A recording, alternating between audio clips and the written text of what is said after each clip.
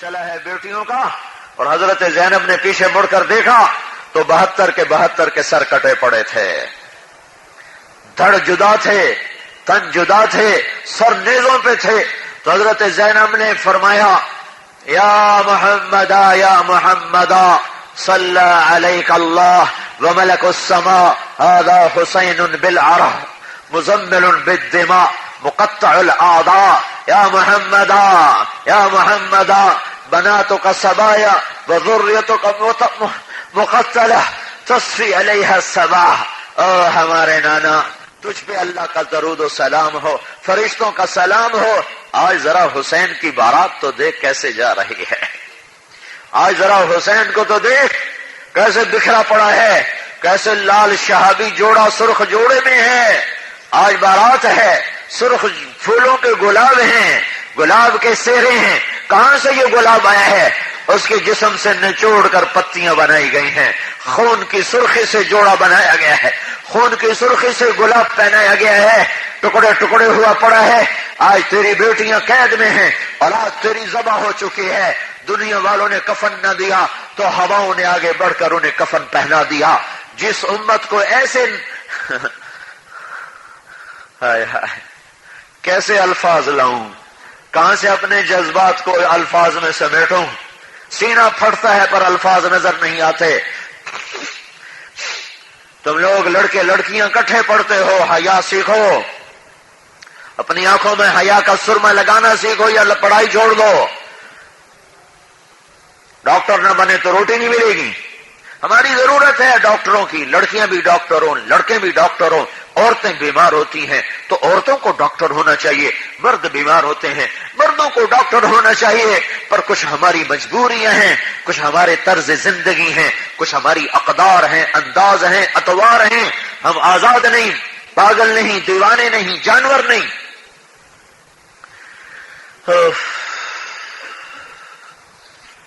او میرے بھائیو، کیا سنوں، کہاں تک سنو گے؟ میں رات سے شدید درد میں مبتلا ہوں. میرا خیال تھا 1 گھنٹہ بات کروں گا، 1.5 گھنٹے سے اوپر بات چلی گئی ہے. اللہ اس کے رسول کی پاک زندگی سیکھو، سیکھو، اپنے آپ کو محمدی سانچے میں ڈھالو. تبلیغ اس کو سیکھنے کا نام ہے، تبلیغ اس کو سیکھنے کا نام ہے. ہم کوئی سیاسی جماعت نہیں، ہم کوئی فرقہ واریت کے پرچار کرنے والے نہیں. یہ اللہ اس کے رسول کا پاک پیغام ہے جس دنیا کے آخری انسان تک پہنچانا ہمارے ذمے ہے. اپنی ذات سے کرو، اس کو لے کر ساری دنیا میں پھرو. اللہ تمہیں اپنا کلام سنائے گا، ساز بند ہو جائیں گے، آنکھ اس کا دیدار کرے گی، کان اس کی آواز سنیں گے، اسی میں گم ہو جاؤ گے، مست ہو جاؤ گے. یہاں تک کہ عورتیں بھی وہی ہوں گی، ایمان والی عورتیں حضرت فاطمہ کے ساتھ، خدیجہ عائشہ کے ساتھ، اور ایمان والے مرد نبیوں کے ساتھ. جب اللہ تعالیٰ پردہ گرائے گا نا تو وہ جنتی کہیں گے نہیں یا اللہ کچھ اور دکھا. کہا نہیں بس واپس جاؤ. کہا نہیں یا اللہ ہمیں کچھ نہیں چاہیے، بس تجھے دیکھتے رہیں. تو اللہ تعالیٰ کہیں گے وہ تمہاری حوریں تمہیں پکار رہی ہیں. وہ کہیں گے ہمیں حوریں نہیں چاہیے، ہمیں تو چاہیے. کہا نہیں ہمیں تو چاہیے، نہیں بس تجھے دیکھتے رہیں. تو اللہ تعالیٰ کہیں گے اچھا ایسا کرو، جمعے آ جایا کرو، جمعے روز ہر جمعے ملاقات ہوا کرے گی. اور جو جنت الفردوس والے ہیں ان کو صبح بھی ہوگی شام بھی ہوگی، صبح بھی ہوگی شام. اب تمہاری مرضی ہے، اوپر والے درجے لو، نیچے والے لو. ہیں عام MBBS بنو یا FCPS بنو. ہے تو مننا تو ہر کوئی کرتا ہے کہ FCPS ہو جائے، MRCP ہو جائے، FRCS ہو جائے. تو جنت کی بھی تو کرو FRCS. میں تو کہتا ہوں ادھر کی بھی کرو ادھر کی بھی کرو. چونکہ طب ایک ایسا عمل ہے، ایک ایسا علم ہے، اگر تم سچے ہمدرد ڈاکٹر بن جاؤ تو اللہ کی قسم ہزاروں نفلوں پہ تمہارا عمل بھاری ہو جائے. لالچی نہ بنو، طب کو بدنام نہ کرنا، طب کے نام پہ لوگوں کو نہ لوٹنا. تو اللہ کی قسم بڑے بڑے ولی تمہاری گرد نہیں دیکھ سکیں گے قیامت کے دن. ایک گلاس پانی پلا دو تو اللہ نے بخشش کی ہے، تو کسی کا علاج کرو تو کیا حال ہوگا. جب میرا بھائی آتا نا وہاں گاؤں میں تو وہ مریضوں کو مفت دیکھتا ہے. میں تو جب لوگ جھولیاں اٹھا اٹھا کے اس کو دعائیں دیتے ہیں نا اور آنکھوں سے آنسو ہوتے ہیں اور جھولی اٹھی اور دعا دے رہے ہوتے ہیں تو میں نے اسے کئی دفعہ کہا میں کہتا انتہا دعائیں لے جیسے کسی غریب کی دعا کا مل جانا. اب پیسے پہ تو ضمانت کوئی نہیں، پتہ نہیں تم جوڑتے جوڑتے تھک جاؤ اور تمہاری اولاد 4 دن میں بیچ بٹا کے سب فارغ ہے، لیکن اگر تم نے غریبوں کی دعائیں لے لی تو میرے رب کی قسم تمہاری نسلوں کو اللہ آباد کر دے. اچھے ڈاکٹر بنو، قابل ڈاکٹر بنو، بہترین ڈاکٹر بنو، خدمت گزار بنو. طب خدمت کا شعبہ ہے. طب اور لالچ میں کوئی جوڑ نہیں ہے، طب اور حرص و ہوس میں کوئی جوڑ نہیں ہے. یہ ڈاکٹری کے نام پہ ایک داغ ہے بدنما کہ پیسے کی ہوس لگ جائے، پیسے کی حرص لگ جائے. مسیحا بنو، مسیحا بنو، بنیا نہ بنو. پیسے کمانے ہیں تو تاجر بن جاؤ، بنیے بن جاؤ، ڈاکٹر نہ بنو. خدمت کرنی ہے تو ڈاکٹر بنو. تمہارے مقدر کا رزق کوئی نہیں لے جا سکتے. دیکھو کسی کو پوچھنے جاؤ نا، پوچھنے، صرف حال پوچھنے، تو اللہ تعالیٰ کہتا ہے اس کا جنت میں گھر بنا دو. حال پوچھنے جاؤ نا تو اللہ کہتا ہے اس کا جنت میں گھر بنا دو. اور ایک فرشتہ راستے میں اتر کے کہتا ہے میاں تجھے مبارک ہو، تیرا جانا بھی پاک ہے، تیرا آنا بھی پاک ہے، اور تیرا جنت میں گھر بن گیا. تو جو ڈاکٹر مریض پہ جھکا ہوا اس کا علاج کر رہا ہے اور اس کی کمر ٹیڑھی ہو گئی آپریشن کرتے ہوئے، اس کو اللہ کیا دے گا اگر اس کا اپنی محنت مزدوری لیتا ہے، لالچ نہیں کرتا؟ تمہاری جائز چیز ہے، جائز. لالچ نہ کرو، لالچ نہ کرو.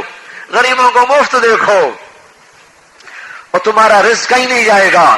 کسی غریب کی دعا لگ گئی تو تمہاری 7 پشتوں کے بھاگ جاگ جائیں گے.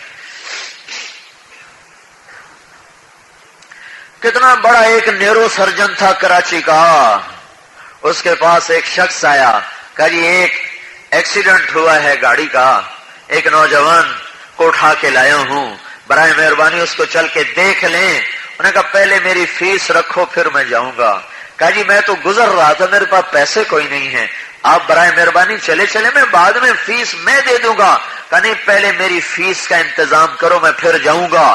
اس تکرار میں بات ہو رہی آخر اس نے کہا سر یہ میری گاڑی کی چابی آپ کی ہے، جب میں آپ کو فیس دے دوں گا پھر آپ مجھے گاڑی کی چابی دے دینا. اس شرط پر وہ ڈاکٹر چلا.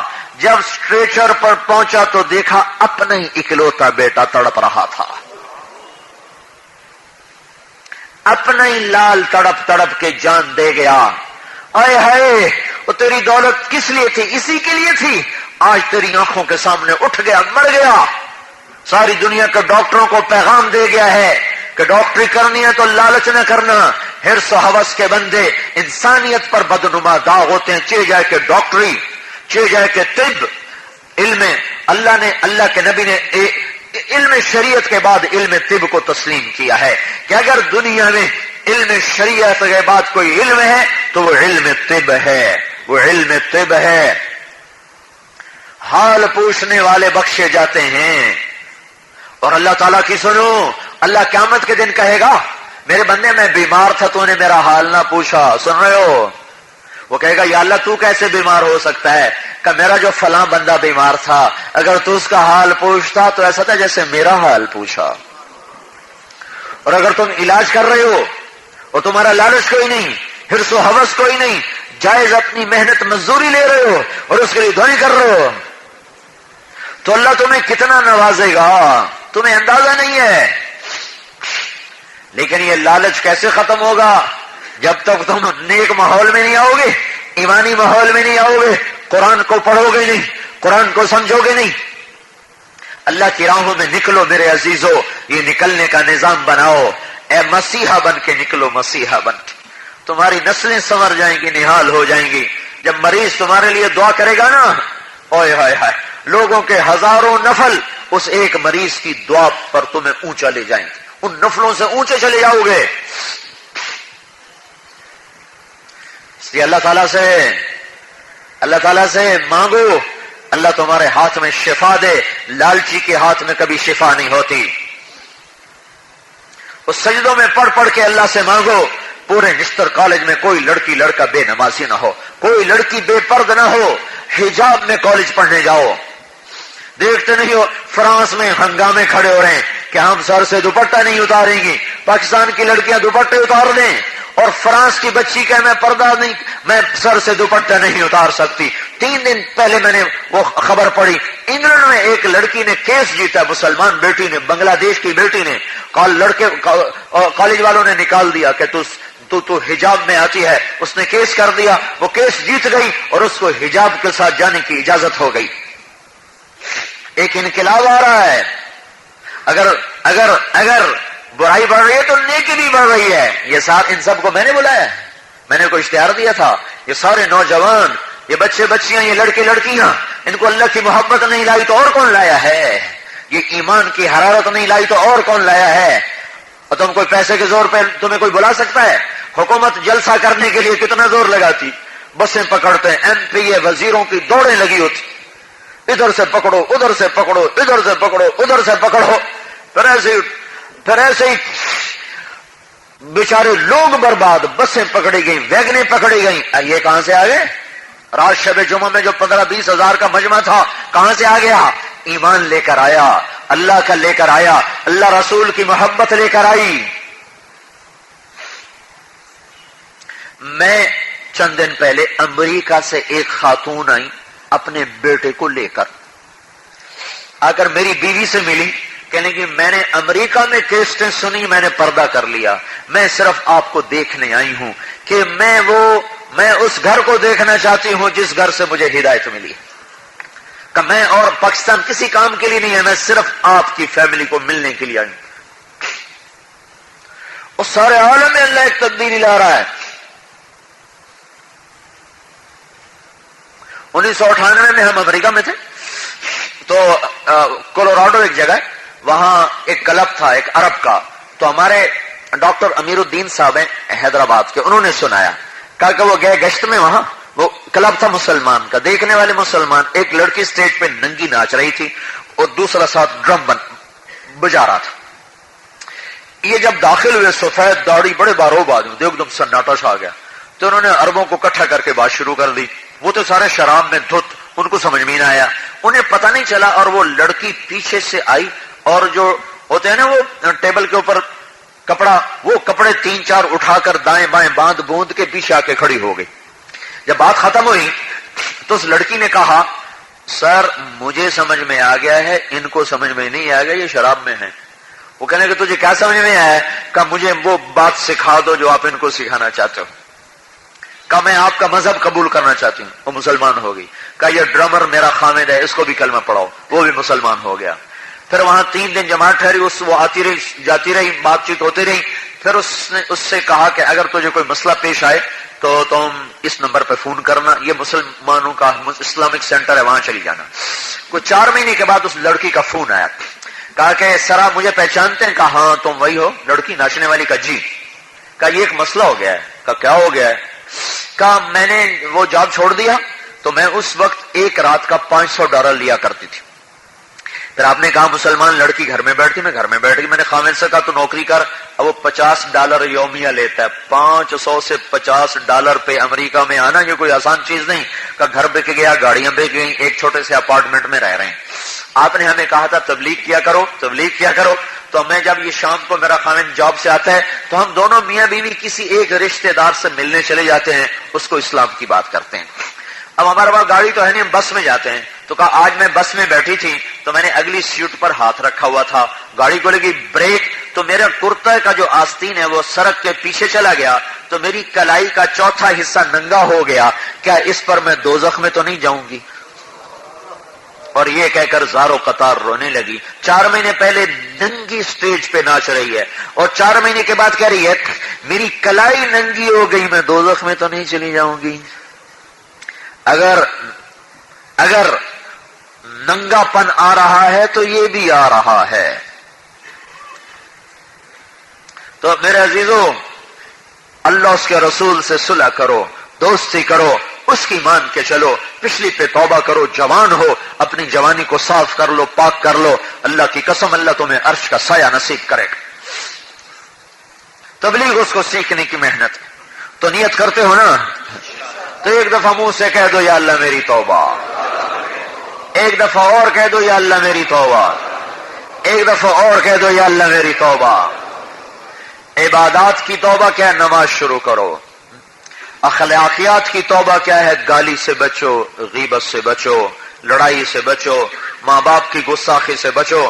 اللہ کے نبی نے فرمایا اب بھائی تمہیں پتا ہے اللہ کے راستے میں خرچ کرنے سے بھی زیادہ کسی پیسے کا ثواب ہے؟ تو صحابہ نے کہا جی آپ کو ہی پتا یا اللہ کو پتا. چونکہ اللہ کے راستے میں 1 روپیہ خرچ کرو تو 7 لاکھ روپے صدقہ کرنے کا ثواب ملتا ہے. تو آپ نے کہا کیوں بھائی کوئی ہے ایسا پیسہ جو اللہ کی راہ میں خرچ کرنے سے بھی زیادہ اجر رکھتا ہو؟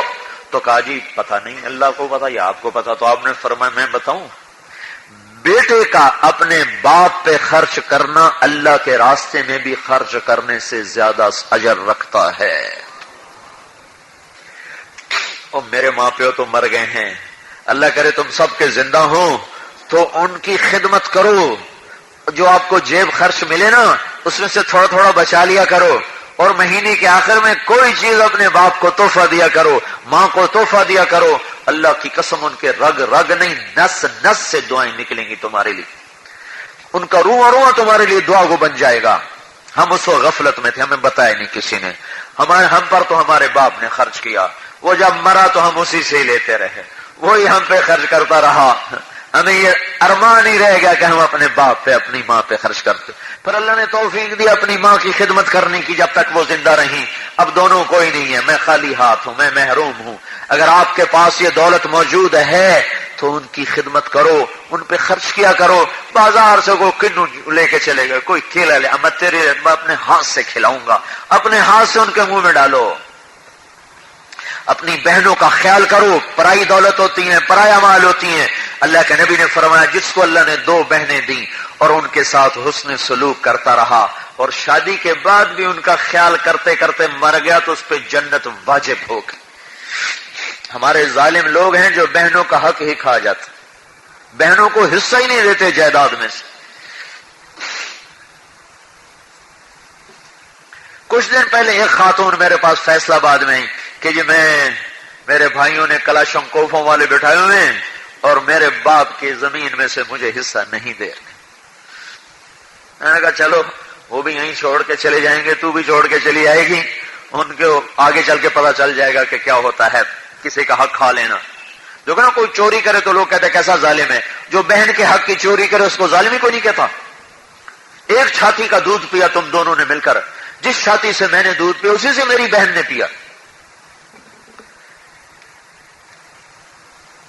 جس پیٹ میں میں نے پرورش پائی اسی میں میری بہن نے پرورش پائی. جس کو اللہ نے 2 بیٹیاں دی ان کی شادی کی تو آپ نے کہا وہ اور میں جنت میں یوں کٹھے ہو گئے، دونوں انگلیاں ملا لی. اب سب کی 2 تو نہیں ہوتی، پہلے آپ نے 3 سے بات چھیڑی، پھر ایک عورت نے کہا جی جس کی 2 ہوں، پھر آپ نے کہا وہ بھی، پھر آپ نے کہا ایک عورت نے کہا یا رسول اللہ تو جس کی ہوئی 1 بیٹی تو آپ جو 1 بیٹی کی شادی کر دے گا پروان چڑھا کے وہ اور میں جنت میں یوں ہو جائیں. بیٹی بن کے روپ میں ہے تو یہ مقام رکھا، بہن کے روپ میں ہے تو یہ مقام رکھا، ماں بن جائے تو قدم تلے جنت کو چھپا دیا. تو اخلاقیات اور معاملات کی توبہ یہ ہے کہ آپس میں صلح کرو. آپس میں اگر تم کوئی لڑے ہوئے ہو تو ابھی صلح کرو، ابھی اٹھ کے گلے ملنا. سیاست کرنی ہو تو پڑھنے کے بعد کرنا، پڑھائی کے زمانے میں کوئی سیاست نہ کرو، یہ زہر قاتل ہے. میں 6 بر اعظم آباد ہے نا، 7 میں تو جا ہی نہیں سکتے. صرف اس کی ہوا جب میلبرن گئے تھے تو انٹارکٹیکا کی ہوا تھوڑی سی لینے کے لیے صبح نکلا تھا، وہ چل ہی نہیں سکا، ایسا سارا جسم ہی فریز ہو گیا، پھر بھاگ کے اندر کمرے میں چلا گیا. تو 7ویں بر اعظم کی ہوا چکھی ہوئی ہے، 6 بر اعظم میں قدم رکھے ہوئے ہیں. میں نے کسی جگہ کالجوں میں سیاست نہیں دیکھی. اپنی پڑھائی میں ہر کوئی مگن ہے.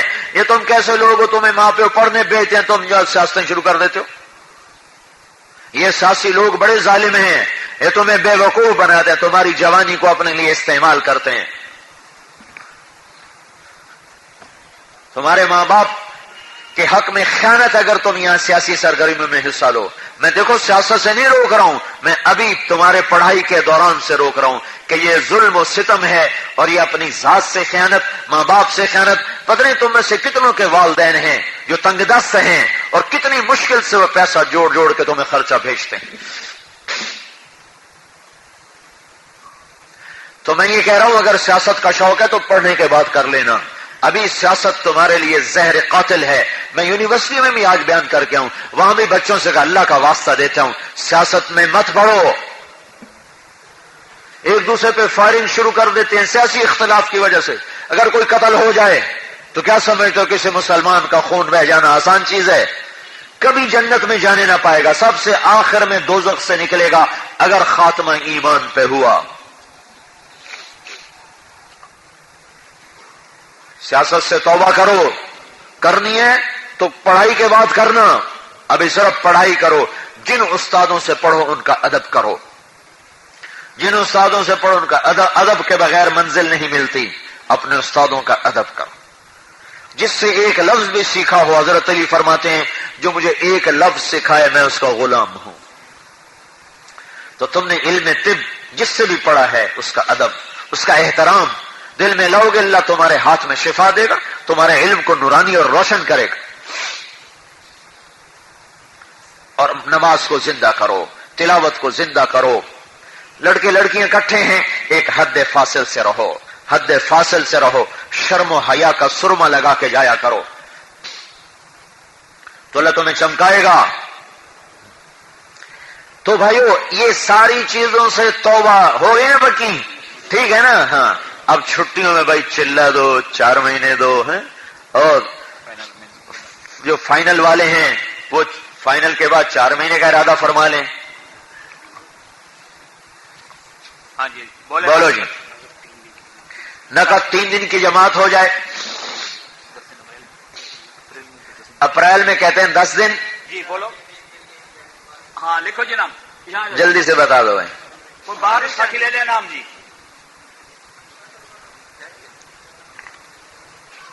بولو بھائی. کیا نام جی؟ وسیم صاحب سیروزہ. ہاں جی کیا نام جی؟ اچھا فائنل میں ماشاءاللہ بات 3 چلے جی. ہاں جی فرمائیں جی. ماشاءاللہ جی, ہمت کرے, بولے میرے بھائی. فرمائیں بھائی.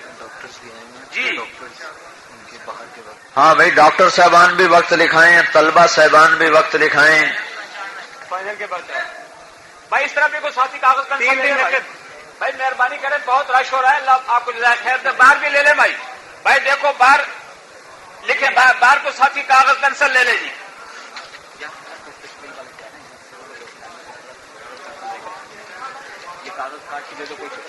ہاں جی ہمت کریں ماشاءاللہ. یہاں دیے جائیں, لکھو. یہ آپ یہ لکھ رہے ہیں بھائی, یہ بائیں ہاتھ پہ لکھ رہے ہیں بھائی. ہاں جی باہر بھی لکھاؤ ماشاءاللہ. کیا نام ہے جی؟ محمد ساجد. جی بھائی نشتر والے بھی فرمائیں. بھائی صرف نشتر کے بولیں. محسن نقد دی یہ تھوڑا سا تکلیف تھا وہاں لکھا. جی بھائی. بھائی نشتر والے بھی بولیں.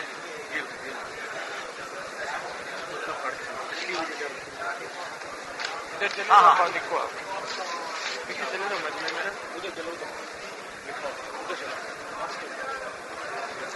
بھائی بات یہ ہے, اتنے بڑے مجمع کی تشکیل ویسی بڑی مشکل ہوتی ہے. 10 دن والے یہ کہہ رہے تھے.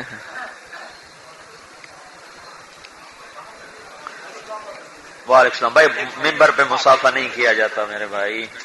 جی بھائی سیروزہ نقد. ماشاءاللہ 10 دن کے 3 دن کے سارے بھائی ارادے بیٹھ جاؤ, بیٹھ بھائی. جاؤ, ابھی یہ بیٹھ سے جاؤ, 8 اپریل تک چھٹیاں بیٹھ جانا, بیٹھ جانا, ویکیشن آ رہی ہیں. آپ بیٹھ میں ہمارا لمبا وقت لگ جائے. ہاں. 1 سے 8 اپریل چھٹیاں آ رہی ہیں. اس میں 1 سے 8 اپریل تک بھائی سارے کالجوں والے بتا دیں, نشتر والے بھی جو دوسرے کالجوں سے ہیں وہ بھی. آپ بیٹھ جائیں تو یا تو نام دے دو پھر, یا بیٹھ جاؤ. بیٹھو بیٹھو بھائی.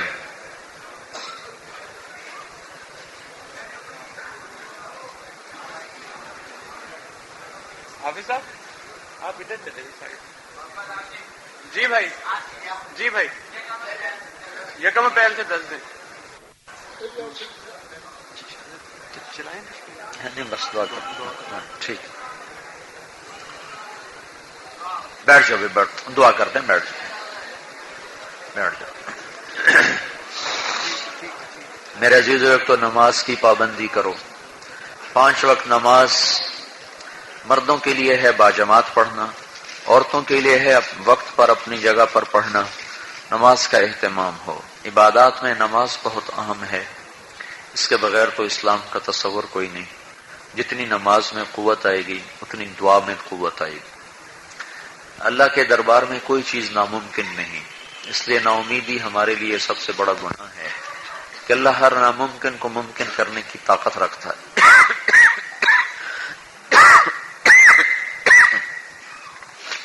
تو نماز اور دعا اس پہ زور لگایا کریں. اور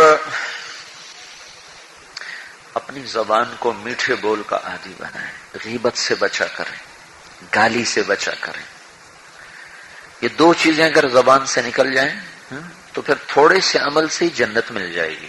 غیبت سے بچائیں اپنے آپ کو اور گالی سے بچائیں. ماں بہن کی گالی دینا یہ بیت اللہ کو توڑ دینے سے بھی بڑا گناہ ہے. کوئی ذرا بیت اللہ کو توڑنے کے لیے جائے تو صحیح, لوگ کیا حشر کریں گے. اور یہاں روزانہ گالیاں دے رہے ہیں ایک دوسرے کو. ایک صحابی تشریف لائے, ساتھ ان کے والد بھی تھے. تو آپ نے پوچھا یہ طرف کون ہے؟ کہا جی میرے باپ ہیں. تو آپ نے فرمایا کبھی اس کے آگے نہ چلنا, کبھی اس سے پہلے نہ بیٹھنا. بیٹھنے کے لیے چارپائی کرسی تو پہلے اسے بٹھانا پھر خود بیٹھنا. چلو تو اسے آگے چلانا, خود پیچھے چلنا. کبھی اس کو گالیاں نہ دینا. وہ حیران ہو کر کہنے لگے ہیں بیٹا باپ کو کیسے گالی دے گا؟ تو آپ نے فرمایا جب اوروں کے ماں باپ کو گالیاں دو گے تو وہ تمہارے ماں باپ کو گالیاں دے گا تو ایسا جیسے تم نے اپنے ماں باپ کو گالی نکالی, جیسے تم نے اپنی بہن کو گالی. جب میں کسی کی بیٹی کی بہن کی گالی دوں گا وہ مجھے دے گا تو گویا میں نے اپنی بیٹی اور بہن اور ماں کو گالی نکالی ہے. تو اللہ کے نبی کا فرمان ہے جب میری امت گالیاں دیں گی تو اللہ کی نظروں سے گر جائے گی. تو اپنی زبان کو روکو, گالی دینے سے روکو. سب سے زیادہ جو بہن بھائیوں میں نفرت پیدا کرتے ہیں, میاں بیوی میں نفرت پیدا ہوتی ہے, ساتھیوں میں نفرت پیدا ہوتی ہے, خاندانوں میں, شعبے والوں میں, پیشے والوں میں, وہ غیبت سے ہوتی ہے. کسی کو دنیا میں بڑھتا دے کر خوش حسد نہ کرو, خوش ہو اللہ اور دے, اللہ سے مانگے اللہ ہمیں بھی دے. چونکہ انسان کم ظرف ہے نا, کسی کی دنیا میں اس کو بڑھتا دیکھیں تو ایسے ہی شیطان حسد پیدا کر. یہ حسد کی کون سی چیز کی؟ ساری دنیا مچھر کے پر کے برابر نہیں. کسی کو دین میں بڑھتا دیکھو خوش ہو جاؤ, دعا کرو اللہ ہمیں بھی ایسا کر دے. کسی کی دنیا اچھی دیکھو, حرام دنیا پہ اللہ کے نبی نے کہا لا تغبطن فاجرا بنعمہ, نافرمانوں کی دنیا دیکھ کر کبھی رشک نہ کرنا, کہیں پکڑے نہ جاؤ. تمہیں کیا خبر اس کے پیچھے جہنم کی آگ لگی ہوئی. تو بھائی عبادات میں نماز, اخلاقیات میں زبان کو لگام دے کے رکھو, اور سجدوں سے پیشانی کو آباد کرو, اور اللہ سے مانگنا سیکھو. اللہ ہر ناممکن کو ممکن کر دیتا ہے. چھٹیوں میں تبلیغ میں وقت لگایا کرو. آپ بچے جو ہے نا باجماعت نماز کا اہتمام کیا کرو. اگر کوئی کالج میں چلو آپ کی پڑھائی کا وقت ہے, اور یہاں تو ویسے بھی نماز 2:15 ہے, تو غالباً اسی کے لحاظ سے ہوگا کہ اس وقت میں آپ آ سکتے ہیں. تو آتے ہی اپنی نماز, فجر کی نماز, ساری نمازیں سوائے اشد مجبوری کے مسجد نہ چھوڑو, اور نماز اذان ہوتے ہی نماز کی طرف دوڑو. جوان ہو ہمت کرو, تہجد پڑھو. آپ لوگ تو ویسے ہی دیر سے سوتے ہیں, تو اس سے پہلے 4 نفل پڑھ کے سو جائیں تو تہجد ہوگی. سو کے اٹھنا ضروری تو نہیں, ہاں افضل تو یہی ہے کہ سو کے اٹھ کے آخری پہر میں پڑھے. لیکن جب سوئی 12 بجے رہا ہے تو وہ تو فجر ہی پڑھ لے تو بڑی غنیمت ہے. تو اس وقت سونے سے پہلے 4 نفل تہجد کے پڑھ لیا کرو, تو آپ تہجد گزار ہو جائیں. ایک اور بات بتاتا ہوں, کام آسان کرنے کے لیے, اللہ کا محبوب بننے کے لیے باوضو رہا کرو. جو باوضو رہتا ہے اس کو 3 چیزیں ملتی ہیں. اللہ رزق کو کشادہ کر دیتا ہے, شیطان اس سے ڈرنے لگ جاتا ہے, اور اللہ اسے محبوب بنا لیتا ہے. باوضو رہنے کی مشق کرو, جب ٹوٹے پھر کرو, جب ٹوٹے پھر کرو. ایک صحابی نے عرض کی, یا رسول اللہ رزق کی تنگی ہے, کشادگی کیسے ہو؟ آپ نے کہا باوضو رہو, کشادہ ہو جائے گا. اور چند دنوں کے بعد نا وضو اور جو طہارت کا جو ایک تاثر ہے نا وہ آپ کی روح پہ پڑنا شروع ہو جائے. تو یہ بالکل آسان سا عمل ہے, باوضو سوو تو جب جو لڑکا لڑکی وضو کر کے سوئے گا تو ایک فرشتہ اس کے ساتھ اس کی چارپائی پر مقرر ہو جائے گا. جب یہ کروٹ بدلے گا جو ساری رات اس کے لیے دعا کرتا رہے گا, ساری رات. صبح کی, حالانکہ سونے کے بعد تو وضو ٹوٹ گیا, لیکن سویا وضو کے ساتھ تو ایک فرشتہ فجر تک اس کے لیے دعا میں اللہ لگا دیتا ہے, جو اس کے ساتھ بیٹھا رہتا ہے اور اس کے لیے دعا کرتا رہتا ہے. تو باوضو, اب تو گرمی ہے نا, آسانی سے وضو کی عادت پڑ جائے گی. سردی آتے آتے آتے آتے عادت پختہ ہو جائے گی, تو انشاءاللہ باوضو رہو گے, اللہ بڑھائے گا. صدقے کی عادت ڈالو, صبح اٹھتے ہی 4 آنے 8 آنے روپیہ صدقہ کر کے نکلا کرو. صدقہ تو ترد البلا, صدقہ بلاؤں کو ٹال دیتا ہے. اللہ کے نام پر خرچ کرنا ضائع نہیں ہوتا, اللہ کا غیبی نظام تمہاری حفاظت کیا کرے. تو صبح اٹھتے ہی صدقہ کرو. میں یہ نہیں کہہ رہا ہزاروں, 4 آنے بھی صدقہ. اللہ تو وزن, اللہ کے جو